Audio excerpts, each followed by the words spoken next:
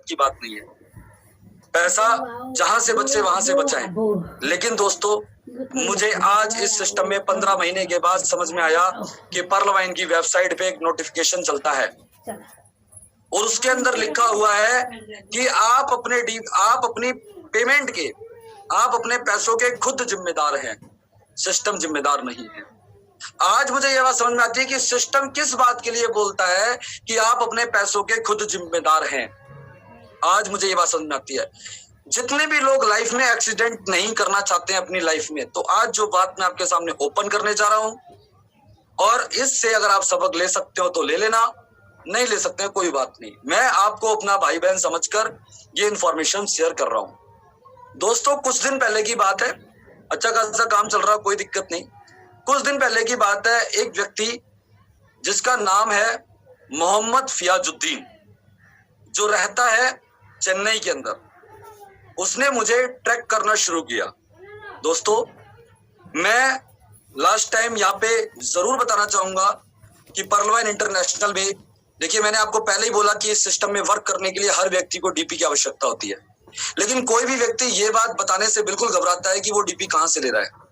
देखिए, अगर इस सिस्टम में हमको सेफ चलना है, मेरी बात समझना ध्यान से, कभी भी जिंदगी में किसी भी धोखे में नहीं आना है, तो हमें या तो अपने अपलाइन से डीपी लेने चाहिए, और अगर हमारे पास, मेरे जैसी किसी के पास 8 अपलाइन डेड है, तो हमें डीपी उस व्यक्ति से लेने चाहिए जिसको हम जानते हैं, जो हमें जानता है, जिससे हम मिल सकते हैं। अगर वो हमारा पेमेंट लेने के बाद हमें डीपी ना दे तो हम उस तक जा सकें, उस तक पहुंच सकें, उसको पकड़ सकें। क्योंकि दोस्तों, हर आदमी प्रतीक गुप्ता नहीं हो सकता जो किसी भी व्यक्ति को कहीं भी बैठे पकड़ ले। तो दोस्तों, मैं आपको ये बताना चाहता हूं कि यहाँ पर लास्ट टाइम बहुत सारे पर्ल वाइन के ऐसे लीडर हैं जो मुझे जरूरत पड़ी तो मेरी हेल्प की। जैसे गुजरात से हमारे गुलाब भाई हैं, जैसे राजस्थान से हमारे अरविंद भाई हैं, और बहुत सारे, सभी लोग जानते हैं कि मैंने किस किस से हेल्प ली। लास्ट टाइम एक एक्सीडेंट हुआ दोस्तों मेरे साथ। इस एक्सीडेंट में ये हुआ कि जैसे आप लोग जानते हैं कि जब हमें हमारी टीम में एक्सेलसियर या क्वार्ट्स कराना होता है, तो हमें एक बार में 1000 डीपी या ज्यादा डीपी की जरूरत पड़ जाती है। दोस्तों, आज से पहले इस तरीके की बातें ऑनलाइन अगर मीडिया में आ जाती, या कोई लीडर जिनके ये नुकसान हुए हैं, और मुझे ये भी पता लगा कि बहुत सारे लीडर को बहुत मोटा मोटा नुकसान हुआ, लेकिन सभी लोगों ने इन बातों को दबा लिया, सभी लोगों ने इन बातों को छुपा लिया। उन लोगों के नाम कभी सामने नहीं लेकर आए जिन लोगों ने लोगों के साथ फ्रॉड किया। अगर ऐसा किया होता उन लोगों ने, तो दोस्तों आज हमें ये नौबत नहीं आती, शायद प्रतीक गुप्ता को ये मीटिंग नहीं करनी पड़ती, शायद आज मैं लॉस में नहीं आता। पर एक अच्छे खासे लॉस को उठाकर मैंने बहुत बड़ा एक सबक लिया है, और मैं ऐसे ही टाइम पास करने आपके साथ नहीं बैठा हूं दोस्तों। तो मैं आपको बताना चाहता हूं दोस्तों, लास्ट टाइम मेरे पास मुझे ट्रैक किया मोहम्मद फियाजुद्दीन ने, और उन्होंने मुझे, और हमारे साथ यहाँ पे एक डायनेमिक लीडर बैठे हुए हैं शंभू शर्मा जी, वो भी इस बात के गवाह हैं कि उनको भी एक स्क्रीनशॉट और मुझे भी स्क्रीनशॉट भेजा, और मुझे उन्होंने कम रेट में डीपी की बात की। देखिए दोस्तों, और वहां पर उन्होंने जब मुझे भेजा उस डीपी को, कि आपको, मतलब उन्होंने अपना प्रचार किया कि आप अगर हमसे डीपी लेते हो, हम डीपी का काम करते हैं, और आप हमसे डीपी लोगे तो हम आपको इस रेट में डीपी दे देंगे। बहुत सस्ता डीपी बताया।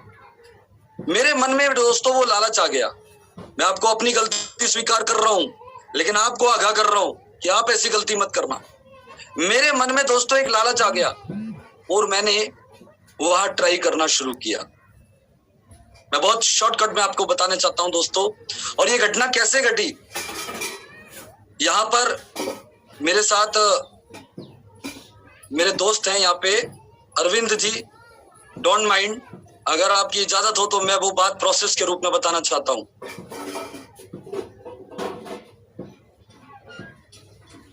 बिल्कुल सर, आप बताइए, कंटिन्यू रखिए।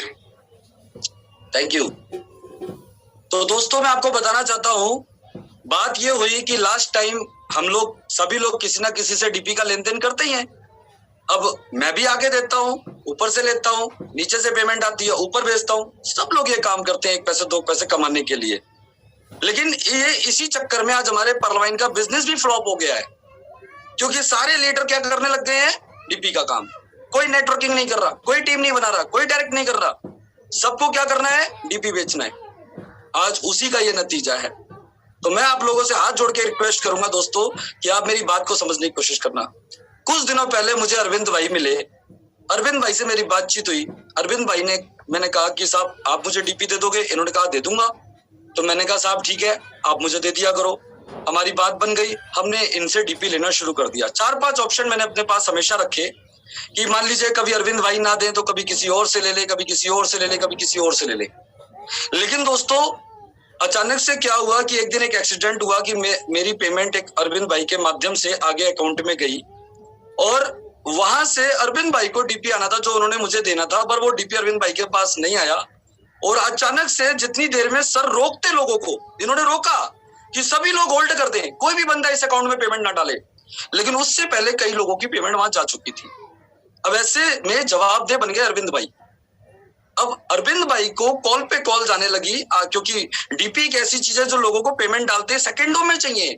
इसके लिए हम 1 मिनट भी वेट नहीं करते, आधा मिनट भी वेट नहीं करते। हमें इधर पैसा डाला, इधर डीपी चाहिए, क्योंकि इस सिस्टम में वर्क करना है, डीपी तो चाहिए ही चाहिए। सबसे बड़ी प्रॉब्लम यही है। अब हर व्यक्ति के पास अप्लाई नहीं है, तो कोई कहीं ना कहीं से ये कर रहा है। तो अब वहां पे घटना क्या हुई कि अरविंद भाई के पास 1 घंटा, 2 घंटा, 3 घंटा, 4 घंटा, 5 घंटा, 6 घंटा, 10 घंटा, 20 घंटा, 12 घंटा, 24 घंटा हो गया, डीपी नहीं आया। ऊपर से सारे लोगों की पेमेंट गई, सर के पास स्क्रीनशॉट ऊपर गया, ऊपर से डीपी नीचे नहीं आया। अरविंद भाई को उस बंदे ने ये कह दिया कि मेरे को प्रॉब्लम हो गई है, मैं 4 दिन में आपको डीपी दे दूंगा। अरविंद भाई को ये लगा कि मैं यार कैसे ये प्रॉब्लम फेस करूं, आप समझना मेरी बात। तो इन्होंने इस प्रॉब्लम को फेस करने के लिए इनका एक छोटा सा एक्सीडेंट भी हो गया उस बीच में, जिस बीच ये 4 दिन हॉस्पिटल में रहे। और उस बीच इनसे हमारी बात नहीं हो पाई, जिसकी वजह से मैं नेगेटिव हुआ। लेकिन मुझे नहीं पता था कि अरविंद भाई हॉस्पिटल में हैं। लेकिन इस दौरान अरविंद भाई के माध्यम से मोहम्मद के अकाउंट में मेरे से पेमेंट गया। दोस्तों आप बात समझना ध्यान से। और फिर मैंने अपने सीनियर्स लीडरों से बात की कि सर ऐसे ऐसे अरविंद जी मेरी नजर में बढ़िया आदमी है और मैंने उनके साथ काफी लंबे अरसे से डीलिंग किया हुआ है, आज तक कभी दिक्कत नहीं हुई, लेकिन लास्ट 4 दिन से सर वो मेरा कॉल नहीं उठा रहे हैं, मेरी पेमेंट फंस गई है। मुझे बड़े सीनियर्स ने कहा आप सब रखिए गुप्ता जी, आपको आपका डीपी मिल जाएगा, बट ये रिस्क आपका है, ये डिसीजन आपका है, सिस्टम का नहीं है। सिस्टम नोटिफिकेशन में बिल्कुल साफ लिखता है कि पैसे की जिम्मेदारी आपकी खुद की है। कौन से वाले? अपग्रेडेशन की नहीं, कि हम सोच रहे हैं कि हम क्वार्ट्स करते, एक्सेल शेयर करते, उसकी जिम्मेदारी हमारी है, नहीं। जो हम किसी भी व्यक्ति के साथ डीपी का लेन देन शुरू कर देते हैं, उसकी जिम्मेदारी हमारी खुद की है। ये मैं आपको आज बताना चाहता हूं। तो दोस्तों ऐसी कंडीशन में क्या हुआ कि अरविंद भाई हॉस्पिटल में, लेकिन मेरे पास चौथे दिन कॉल आ गया बड़े सीनियर से बात करने के बाद। किसका? मोहम्मद जी का, मोहम्मद फयाजुद्दीन का। और उन्होंने मुझे कहा कि प्रतीक भाई आपका पेमेंट मेरे पास आया हुआ है अरविंद के माध्यम से। मैंने कहा हाँ, मैं आप ही को ढूंढ रहा था। तो उन्होंने कहा कि, मैंने कहा सर आप चेक कीजिए, आपके पास मेरा पेमेंट गया होगा, आप मुझे डीपी डाल दीजिए। 300 डीपी का पेमेंट था फर्स्ट टाइम। उन्होंने कहा ठीक है मैं चेक करता हूँ, सुबह आपको डाल देता हूँ। मैंने कहा ठीक है कोई बात नहीं। अर्ली मॉर्निंग उसने मेरे को 300 डीपी डाल दिए और मैं उस बंदे से इम्प्रेस हो गया।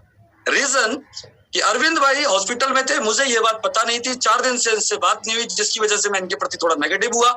और उस बीच में मोहम्मद फयाजुद्दीन जो चेन्नई से बंदा है, उसने मेरे से डायरेक्ट कॉल करके, क्योंकि ये मैं उस मोहम्मद फयाजुद्दीन का आज पर्दाफाश कर रहा हूँ जिसने सिर्फ प्रतीक गुप्ता को नहीं बल्कि प्रतीक गुप्ता से पहले कम से कम 10 लोगों को ठगा है, जिसकी जानकारी प्रतीक गुप्ता को हो चुकी है। और मोटे मोटे अमाउंट से, मेरा तो बहुत छोटा गया है। तो दोस्तों मैं आपको बताना चाहता हूं यहाँ पे कि उस व्यक्ति ने फिर मेरे को जब मेरे डीपी दे दिया, मेरा बिलीफ सिस्टम उस पर बन गया। उसने मुझे 1 रुपए डाउन किया, उसने मेरे फंसे हुए डीपी मुझे रिटर्न किए, उसने मुझे good morning, good afternoon, good night, good evening करना शुरू किया। और कॉल पे मेरी एक बार उससे बात हुई। मैंने कहा क्या आप डीपी का लेन देन करते हैं? बोले हाँ जी साहब। तो मैंने कहा आप डीपी की सर्विस कैसे देते हैं? बोले 2 सेकंड में। मैंने कहा आप डीपी क्या रेट देते हैं? जिस रेट में लेता हूं उसमें भी उन्होंने 1 रुपए सस्ता कर दिया। अब मैं लालच में आ गया दोस्तों, यही मेरी गलती थी, यही सिस्टम कहता है मुझसे कि आप अपने पैसे के खुद जिम्मेदार होंगे। और मैंने उस व्यक्ति पे भरोसा कर लिया जिस व्यक्ति को ना मैंने कभी देखा, ना कभी जाना, ना कभी मीटिंग में, कुछ नहीं। ये प्रतीक गुप्ता की गलती थी और आप लोग ये गलती ना करें, इसीलिए मैं ये बात आप लोगों से कहना चाह रहा हूं।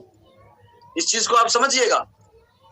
तो दोस्तों, उस दिन क्या हुआ, फर्स्ट टाइम मैं उसके 1 रुपए के लालच में क्या आया कि उसके चक्कर में मैंने पहले 100 डीपी का पेमेंट डाला, आ गया 200 डीपी का पेमेंट डाला,